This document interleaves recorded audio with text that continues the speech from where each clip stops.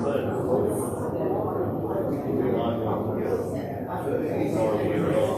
gone red. Is that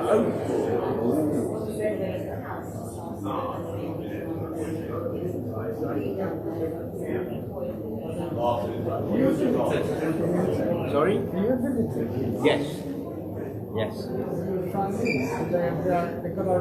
We've got a reciprocal arrangement.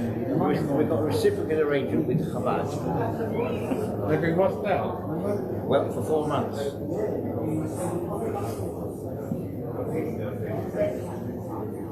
I should think actually. There's a rabbi next door. He's not there.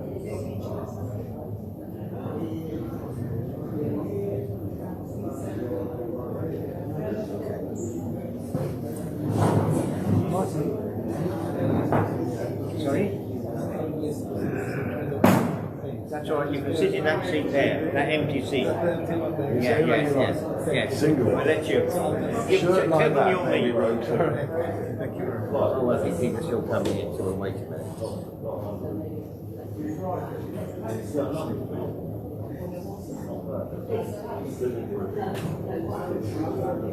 Okay.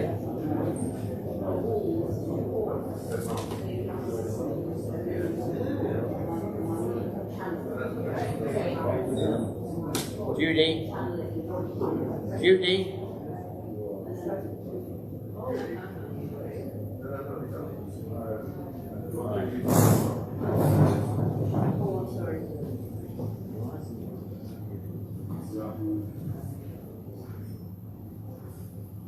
Okay, good afternoon everyone. It really is a pleasure to see once again so many familiar masks.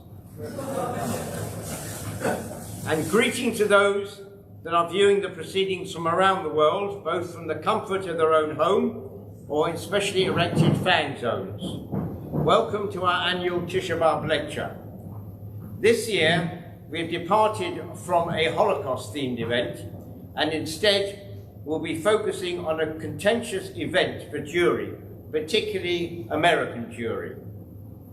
For those of you that are able, cast your mind back to 1951, 6 years since the end of the Second World War, the height of the Cold War, the midst of the Korean War, and the start of the race to develop the hydrogen bomb. It is against this background that our lecturer Charles Landau was conceived. And so it gives me great pleasure to welcome Charles back to Norris Lee for what will be his 10th Tisha B'Av lecture.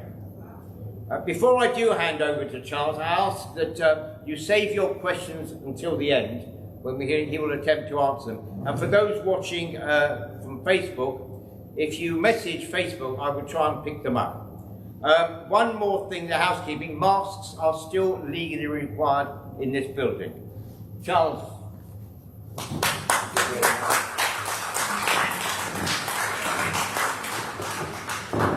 Well, it is a delight to be here. Having been here last time was exactly 2 years ago, when I did give a talk on the Holocaust theme for that particular Tisha B'Av, and this hall was packed with well over 300 people, and how the world has changed in those 2 years. And today, because of COVID, we're restricted to a few, but nonetheless we have people from America, Israel, France, and other such places here with us on the end of this camera. And so welcome to all of you. If you read Sylvia Plath's book, The Bell Jar, the very beginning of that book dwells on the aspect of today. The very first words are, it was a queer, sultry summer. The summer they electrocuted the Rosenbergs. That is the beginning of her book. It was Friday, June the 19th, 1953. Rabbi Irving Koslow, who had been the chaplain to Sing Sing prison in Ossington in New York. He had been there since 1950, and he presided over 17 electrocutions, but none like the Rosenbergs. At exactly 8 o'clock that sultry evening, as the sun began to go down, he escorted in a very rushed manner, everything at that point was rushed. He rushed with Julius Rosenberg, aged just 35, to his electrocution in a cell prepared for that, in that special American way of putting people to death in that area. After the death of Julius Rosenberg, he went back to Ethel in the order that the Rosenbergs had decided. Julius would go first and Ethel would go second, so she wouldn't have to pass by Julius on her way to be electrocuted. And aged 37, Rabbi Kozlo escorted her to the words of Psalm 31, very, very fitting. It is a psalm entitled The Faith of the Persecuted. And in it, as she walked with him along, and as she sat down in the chair, he recited, "In thee, O Lord, do I take refuge. Let me never be ashamed. Into thy hand I commit my spirit. Be gracious to me, O Lord, for I am in trouble. My eye is consumed with grief, my soul and my body. I am like a broken vessel, for I've heard the slander of many, fear on every side. While they took counsel against me, they devised to take away my life." And with that, they put the necessary electrodes around Ethel's body, and they electrocuted her as they had Julius. But it didn't quite go to plan. Here, the official observer of the electrocution of Julius and Ethel observed as they took off their head covering from Ethel and removed the electrode from her body, which passed the electricity through her and to her death. She was still alive. And then, after 2 more of those jolts, Ethel Rosenberg, with steam coming out of her skull onto the ceiling above, had met her maker. Said the official observer, "She'll have a lot of explaining to do. The reality of the Rosenberg affair, the Atom spies affair, is that a lot of people will have a lot of things to explain." It was, then, the trial of the century. America and the world was entering into a phase of existence which they hadn't planned for. Already, at the early 20th century with the Russian Revolution, many had been attracted to communism.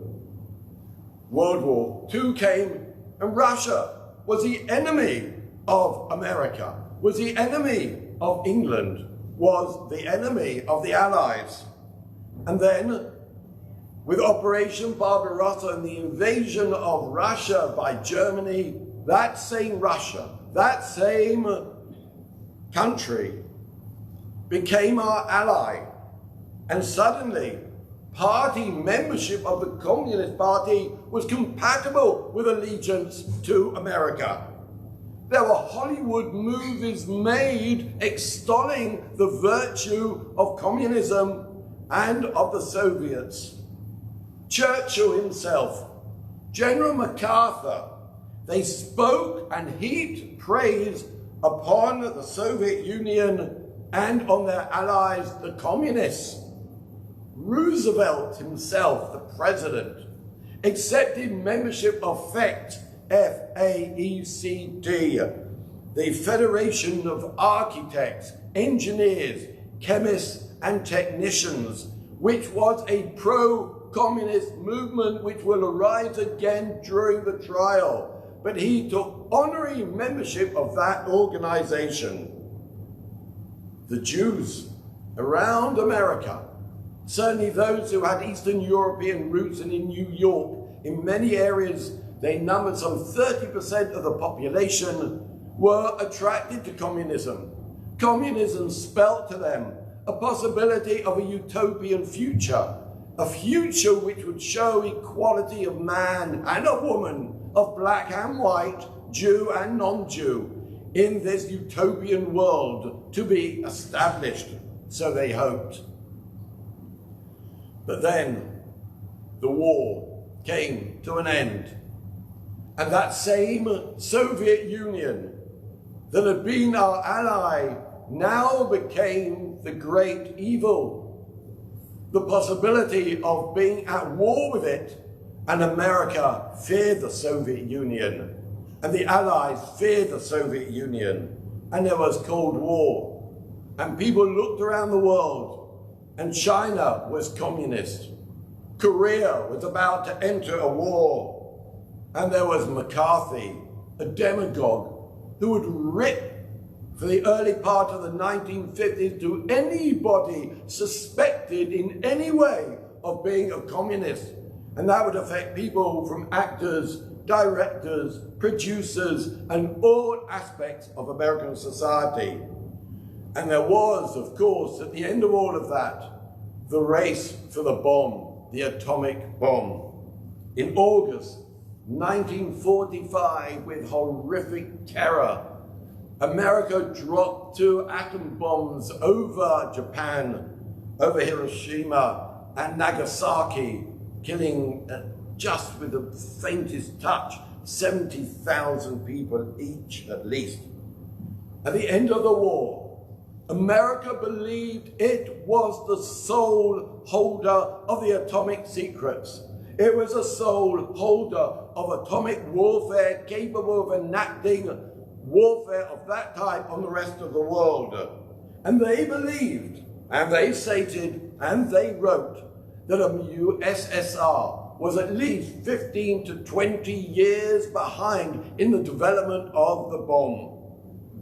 Yet, 4 years later in Kazakhstan, the Soviet Union exploded an atomic bomb. And the Americans asked, how is that possible? How could it be that the Soviets, who seemingly are 15 to 20 years behind us, have managed to explode an atomic bomb? How can it be? And the only conclusion was there had to be espionage, that there were people in America, people involved with the Manhattan Project, people involved in Los Alamos, people there who were not quite as they seemed and were selling secrets of the atomic bomb to the Russians. Of course, Russia did. There are many other theories, and Russia did at that time, of course, have the use of German Nazis who were in that field and helped them to develop the bomb. At the moment, when America is searching for spies on its land, the FBI is aware of rumors coming out of Canada and of London, and one Klaus Fuchs is arrested in England in 1950, who had worked on the Manhattan Project in Los Alamos. He was the first of numerous spies, and the FBI wanted to enact what they called a domino effect. I take one spy, and he reveals another, and that other then reveals a third and a fourth, etc., etc. Klaus Fuchs, who was born in Switzerland, he, in fact, received for espionage some 14 years, and it's worth remembering what he received as a punishment. Klaus Fuchs spoke of how he had met with, spoken to, and given messages to one known by his name of Raymond. And the FBI needed to know who was Raymond. The only description Fuchs had of him is that he was a Jew. He looked like a Jew, and if you see his pictures, he definitely looked like a Jewish person, and that he was a man of around 5'8". What is remarkable is that one of the people giving evidence to the FBI said he was 5'8.5 inches. I wonder how when you look at somebody you could estimate that half inch. But nonetheless, Raymond, therefore, they investigated many, many people and eventually came down to the name of one Harry Gold, who was Jewish and Swiss-born. Harry Gold was the perfect spy. Perfect spy. He was a fantasist. He lived in two worlds. In one world, he had a brother that was killed during the war. He had a wife and he had two children. And when he came back into his spying mode, then much of that just disappeared immediately away as he then entered into the normal world. And Harry Gold was Jewish. In May 1950, Harry Gold gives up names on the basis that he will be given certain conditions. He would ultimately reserve 15 years for his crimes. And he gave the names of one David and Ruth Greenglass, both of whom are Jewish, and one Julius Rosenberg, also Jewish. At that point, the group of what we let us call spies, or the spy network within New York, Knickerbocker Village, would immediately send out messages, and Julius Rosenberg went to his brother-in-law, David Greenglass, and told him to flee. Get out of here, work your way, go through Mexico, get out to Europe, be picked up in Poland, but get out. But Greenglass was not the sort of person who would listen to his brother-in-law. Therefore, on June the 15th, 1950, David Greenglass, known as Duvey to his friends, was arrested. And he, part of the domino effect, immediately confessed names and said, yes, I am guilty of sending out messages to the Soviets, but so is my wife Ruth. But more importantly and more dangerously, so is my brother-in-law, Julius Rosenberg. He was advised immediately by the government, plead guilty, avoid any severe punishment, and you will be okay. On June the 16th, just a few days later, Julius Rosenberg is arrested. But unlike those that came before him, unlike Fuchs, unlike Gold, unlike Greenglass, he said he was innocent. I've done nothing, he said. I refuse to confess anything. And then America was hit on June the 25th, just days after all these people have been arrested and Rosenberg had been arrested. There is the Korean War, and suddenly the communists, and the communists are not enemies over there, they are fighting us and they are threatening our very existence. And people in the press, and people in articles, and people in magazines press that if any atom spies are caught, they should receive the death penalty. Julius Rosenberg hunts around for an attorney to defend him, a defense lawyer. No one wanted to defend him.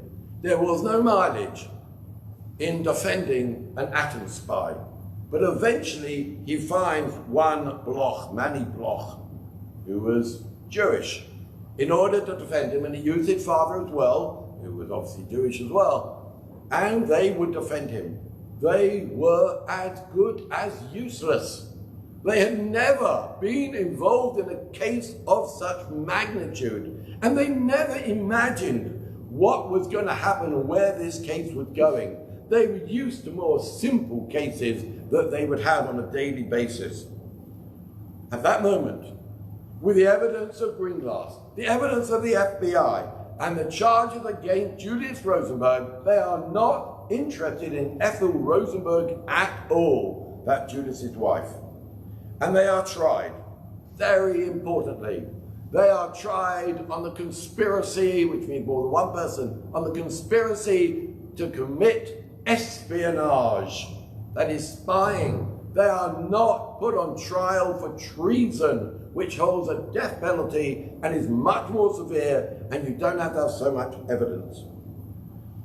But the Joint Committee of Atomic Energy pressurizes the FBI and the government and others to arrest Ethel, to use her as what they called a lever. For if you have Julius in captivity, as it were, if you take his wife, he will admit to what he has done, because she will act as a lever against him. Eventually, a trial comes on March the 6th, 1951. In the dock, Julius and Ethel Rosenberg and Morton Sobel, who had been abducted from Mexico and was part of the general spy ring. Sobel, who was Jewish, and he received 30 years for his crimes. With the conspiracy looming over them, the judge and the prosecution lost no time in dropping in the word treason whenever they could. So the jury would hear not espionage, but treason. And as the population heard of more and more casualties in Korea, which would rise to 50,000, hatred of communism grew ever louder. The prosecution was led by one Irving, a very popular name, Irving Sapol, who was Jewish. He was the nation's #1 legal hunter of communists. In his team was one Roy Kern, of which there are films. He was being nice about him. He was a nasty piece of work. He would destroy anyone that he could.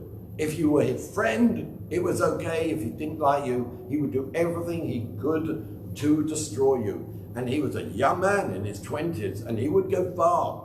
He would represent Trump, and that is until Trump heard that he was a homosexual, but Trump re-employed him when he needed him. And he was involved with Nixon, and he was the Rottweiler of this case and in court against the Rosenbergs. And there is a film made about him as well by the granddaughter of Julius and Ethel. Said he, if your clients don't confess, they are doomed. The judge was a highly respected person.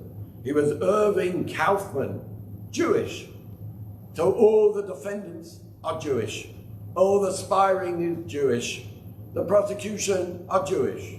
The defense attorneys are Jewish. And the judge himself is Jewish. The jury was then chosen over 1.5 days. They took 300 people, of which they chose 12. 11 men, 1 woman.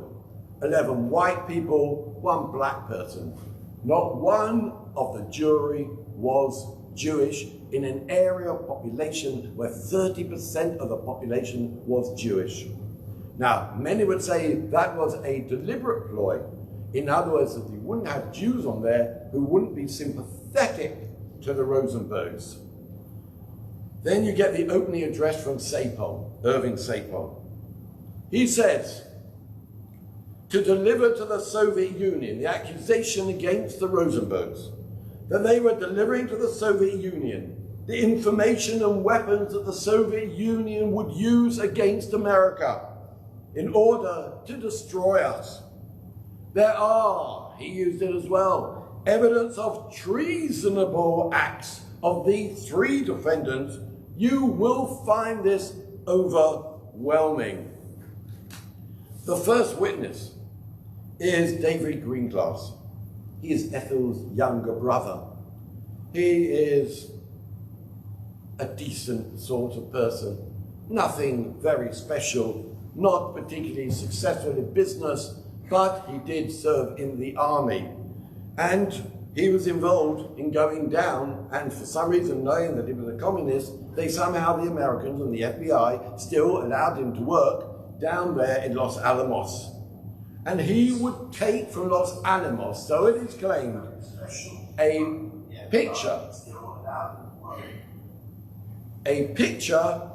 diagram of a lens, of the atom bomb lens. There were people on the jury and people in the amongst the defense team and the prosecution team who didn't know what they were talking about and thought that the lens had something to do with glasses. In fact, the lens was to develop a more powerful atomic bomb. When normally an atomic bomb worked, it hit the ground and exploded. The lens would give it an ability, and I'm no expert on this, so you can take this in a roundabout way. When the lens was there, before it hit the ground, the lens caused it to explode, and therefore the energy pulsated out of the bomb was that much greater. Amazingly, when the prosecution took Greenglass and heard him saying about this lens, which was a secret, but could then be questioned, the defense team failed.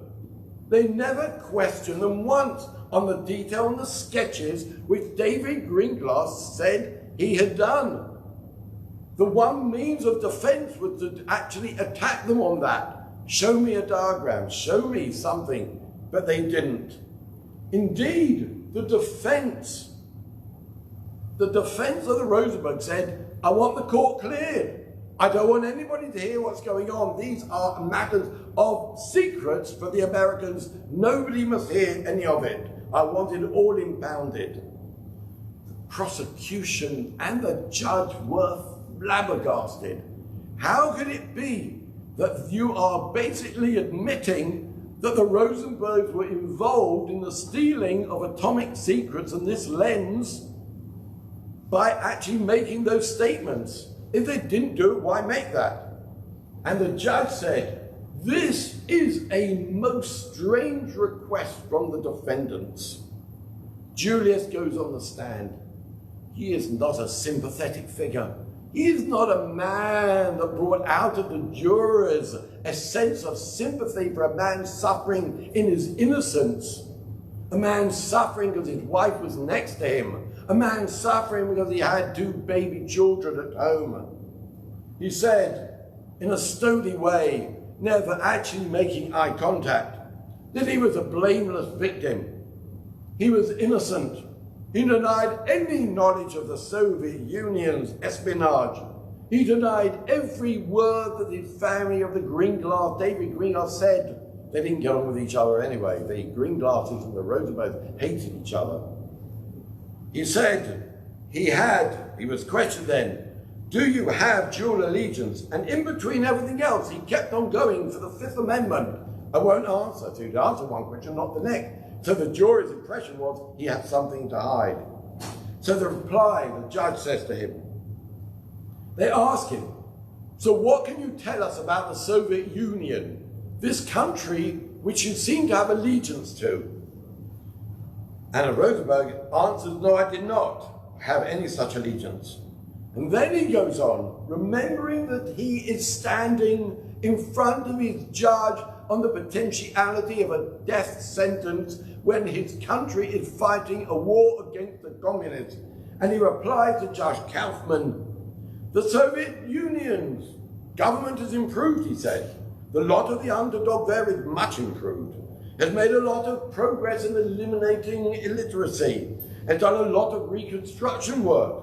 And built up a lot of resources. It's done at the same time, and then he comes under the Jewishness comes into it. I felt that they contributed a major share in destroying Hitler, who killed 6 million of my co-religionists. And I feel emotional about that, without showing any emotion.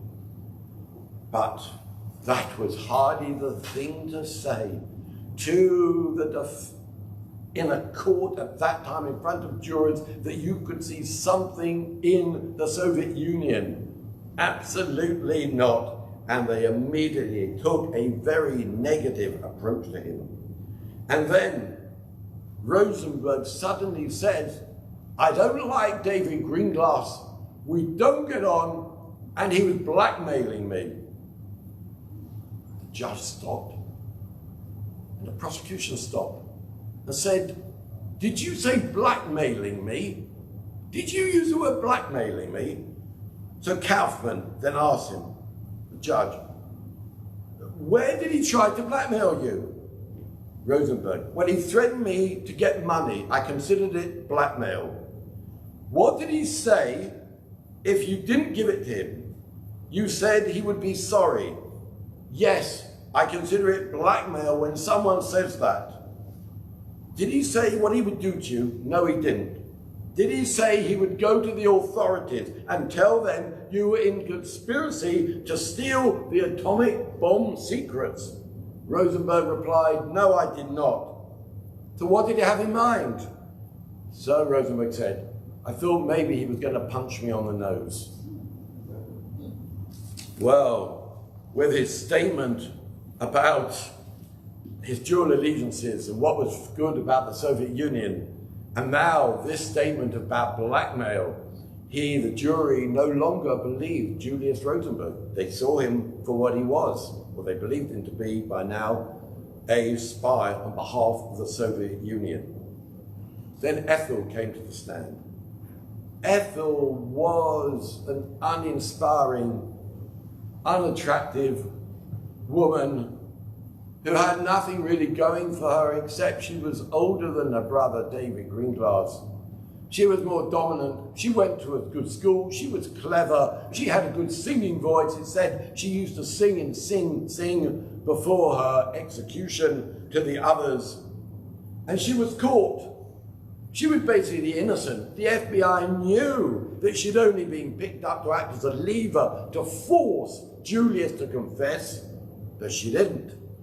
She was caught between her brother saying these things and defending her husband. And she denied everything that David Greenglass said. I was not there. I never typed anything on a typewriter that Julius, because it came up that when Julius brought back the secrets from Los Alamos, he would give them to Ethel, and Ethel would sit on her typewriter on a desk bought from Macy's for $26 and would type on it all the information that she was receiving. And she denied she ever did any such thing. But Ethel, if Julius upset the jury by his coldness, then Ethel even more so. She had no empathy for the proceedings. She had no love of the proceedings. She felt that she was an innocent person and had no respect for anybody who was addressing her in that court and did not ever look them in the eye. The jury immediately took a negative view towards her as well. The verdict came after a 14-day trial, and it's quite interesting reading that those people who wrote, there are dozens and dozens of books written on the subject of the Rosenberg trial. There are numerous films, there are dozens of poems, there is music, but one of them which I read was an analysis, in fact, of the jurors. And one of the analysis jurors, not all of them are alive when this interview went on, and certainly few are alive today. When they went, they sat there for 1.5 days. Why 1.5 days? They'd already decided in a metaphorical 5 minutes that both were guilty. But they felt it necessary because of the severity of the charges and the potentiality for a death sentence, at least spend a little time over it. And all of them, bar one, believed that they were guilty. They had nothing to do with the sentencing. They believed they were guilty. One of them stood out. He was a Catholic gentleman who was still alive at the time of the interview, and he said that he couldn't bear, and Hoover was much the same as well, the FBI, the very idea of a woman being put to death who had 2 young children. At the date of Ethel's arrest, Mike and Robert were 3 years and 7 years old. The jury, one of the jurors also said, it was good for the Jews. We never wanted it to feel that this was a Jewish trial by Jewish jurors and that we would be seen as Jews committing other Jews to death. Therefore, it was good that there was nobody Jewish among the jurors. All 3 of them were found guilty. That's so well for 2 Rosenbergs.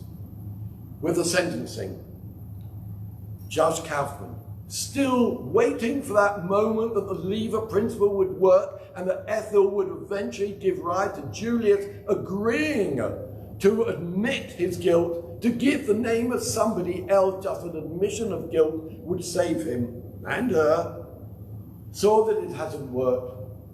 Says Kaufman, who was not particularly Jewish, but he relates and it's recorded, he said he went to synagogue every day in order to judge his conscience and to debate with himself what he should do. And then 70 years ago, this year, in April 1951, in what was described as a vindictive sentence, he said he searched his conscience for mercy and he found none. And therefore, I will read to you the sentence as it goes. Said he, I consider your crime, Rosenberg's, worse than murder. Plain, deliberate, contemplated murder is dwarfed in magnitude by comparison with the crime you have committed. In committing the act of murder, the criminal kills only one victim. The immediate family is brought to grief, and when justice is meted out, the chapter is closed. But in your case, I believe your conduct in putting the atomic bomb in the hands of the Russians years before their best scientists predicted Russia could have possibly have had the bomb has caused, in my opinion, the communist aggression in Korea, with the resultant casualties numbering up to 50,000. Who knows but what millions or more of innocent people will pay the price of your treason. Note the word treason, which is not what they were there for. You are thereby sentenced to the punishment of death, and it is ordered you shall be executed according to the law, which then was by electrocution. And suddenly, the world, or part of it, or part of the movements of the world, explode in indignation. People who had been quiet throughout the trial for 3 years, people who had been quiet of the Communist Party, which had remained silent, the Russians who had remained silent and were glad to just see the Rosenberg disappear, they weren't so big and important. That you get a national committee to secure justice for the Rosenbergs established. There is atom spy hysteria. They are suddenly seen, and people object to the fact they are seen as somehow scapegoats for the Korean War. And in one journal known as the National Guardian, and mentioned by this committee, it is described as a Dreyfus case of Cold War America. There is absolutely no way that this was a Dreyfus case in any way whatsoever, that they used it because it is a motive. Dreyfus himself was 100% innocent, and there was never any semblance of guilt attached to his lapels. In the case of the Rosenberg, Julius Rosenberg was definitely involved in espionage, and therefore to compare it with the Dreyfus case was mere use of language in order to sell your point. There were mass rallies all over the world, not just in America. There were protests in England. Somebody sent me an email from Manchester saying that as a child, she remembers walking around Manchester and seeing posters on the wall saying, "Free the Rosenbergs." There were protests in Austria and in Denmark, and Italy, and especially France, which was very left-wing and very antagonistic to America. In Eastern Europe, of course, now suddenly they're on the side of the Rosenbergs. In Ireland, in Israel, and the Pope himself writes, begging for removal of this death sentence over the Rosenberg. But what of the American Jewish community? In the main, the American Jewish community called for the death sentence on the Rosenbergs. Jews are always caught in a trap of dual loyalties. Do we stand up and profess and state that Rosenbergs were innocent and be accused therefore of being commies? Or do we go along with the general feeling that they are guilty and therefore we show our allegiance to the flag? So in the main, they went along for the death penalty. A Rabbi Feinberg, I had his book, he wrote it in 1956, just immediately after, or just even earlier than that. In his book, he doesn't even mention the word Jew. When he wants to speak about everybody that I've referred to as Jewish, he says one of the race, one of the clan, one of the family, one of the neighbors, and that's all in one paragraph. But he never uses the word Jew. He doesn't want to. And he wrote his book, as in 1953 actually, the Rosenberg case, Fact and Fiction. He endorsed in every way the government handling. He endorsed any possible, or went against the endorsement of any possible removal of the death sentence. And he said that anybody who believed that the Rosenbergs were innocent and should be released or not get death penalty were communist dupes. Quote, Jean-Paul Sartre was one of the protesters, and he said it was a legal lynching. He used the word lynching was very much at the heart of America, because America was still recovering from the period of the decades when blacks were taken and they were lynched. And he saw this as a legal lynching of the Rosenbergs. The Supreme Court was approached. The president, one but another, were approached. They asked for clemency. If you don't have clemency for Julius, have it for a woman. Have it for a mother of two small boys. Have it for that person who is, how could you put to death a woman? Nobody else. No other person in peacetime, and I've said to you, you've seen how many of these other spies were involved. Nobody ended up with even more. Even if they got 30 years, they didn't serve 30 years. Nobody received 20. So how can you give death? How can you give death to Ethel Rosenberg, who surely wasn't guilty? The Supreme Court wouldn't back down. The president would not back down. He came out with a remarkable statement that if we allow a woman to go free, then who knows? The Soviets will only use women as spies, because we'll never put any of them to death. It'd be nonsense. And then we go back to the beginning, where we started, with that moment of their electrocution.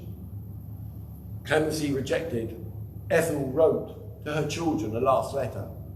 She never wrote a letter showing compassion. She never wrote, for her children yet, never wrote a letter of feelings that she was at the end of something terrible, that she needed to stand up and she's sorry and she's full of tears and remorse. She only said with a hard heart, I am innocent, I am innocent, I am innocent. I have done nothing. They were therefore to be electrocuted on Friday, June the 19th at 11 p.m.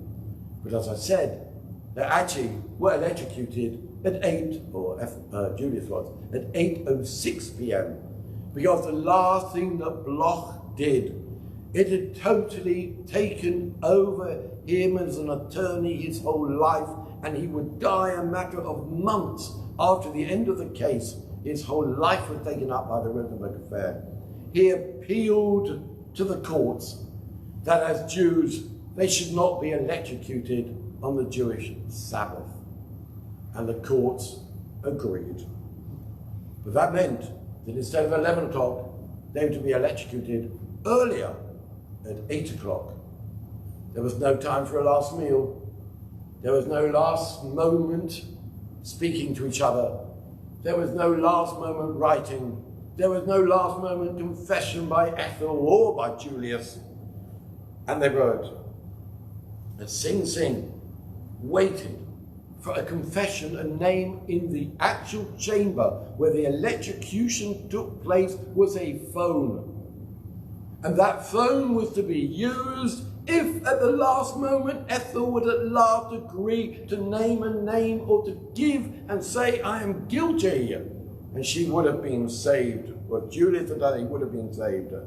And the last words that Julius ever heard was trying to get him to admit guilt and saying to him, was your wife cognizant of your affairs? And he didn't answer. And he went in silence to his death, as did Ethel, with the crowds outside Sing Sing and the protests. And the funeral took place in New York, Wellwood Cemetery in Suffolk County, and 8,000 people accompanied. At first, they actually couldn't find anywhere to bury them. No Jewish cemetery wanted their bodies, but eventually they found this one in Suffolk County. 8,000 people were at the funeral, but the issue never died away. A book was only written in the last few months by Anne Sieber. Michael, what was the aftermath? To come to the end. Michael and Robert Rosenberg were at the time 3 and 7. Ethel claimed that she had phenomenal influence on her children, that even a 3-year-old she instilled into them the important things in life. Now, whether a psychotherapist would say that, probably so, but Ethel went to her death, leaving a 3-year-old and a 7-year-old to make their way.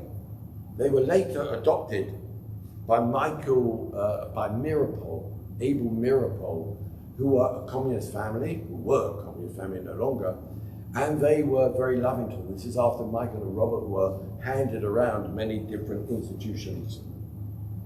Everybody asks, were they innocent or guilty? And it depends which book you read. If you read Feinberg's book, they were absolutely guilty. If you read Sieber's book of a few weeks ago, to her, Ethel was absolutely innocent. She was more or less godlike. She was special. But her book is sugary, and certainly Ethel was no saint. She describes in the book Ethel as being a profoundly moral woman. That's doubtful. And ends her book by saying, all the betrayals of which there were many, but she says, Ethel betrayed no one. Well, I would question that. And of course, that is questioned in articles about her book, which appeared in the Sunday Times and the Financial Times and other places. How did she betray no one? If she'd admitted guilt, and she and probably her husband would have lived. So she betrayed her husband. She betrayed herself, and she betrayed her 3 and 7-year-old children. Let me end with Billie Holiday. Finally, how can Billie Holiday be associated with this? Abel Mirapol was a poet and a writer, and many years before, he wrote a poem which became a song, and the name of it was Strange Fruit. And if any of you have recently seen the film about Billie Holiday, you will know that when she sung this song, she was seen as a black woman singing something which was about the lynching of blacks in the South. That's the Jean-Paul Sartre called it a Jewish lynching, about a legal lynching. This is where the lynching comes in. Mirapol wrote this strange film about the lynching of blacks. And that was written by Abel Mirapol, who became the father of Julius and Ethel Rosenberg's children. Thank you very much.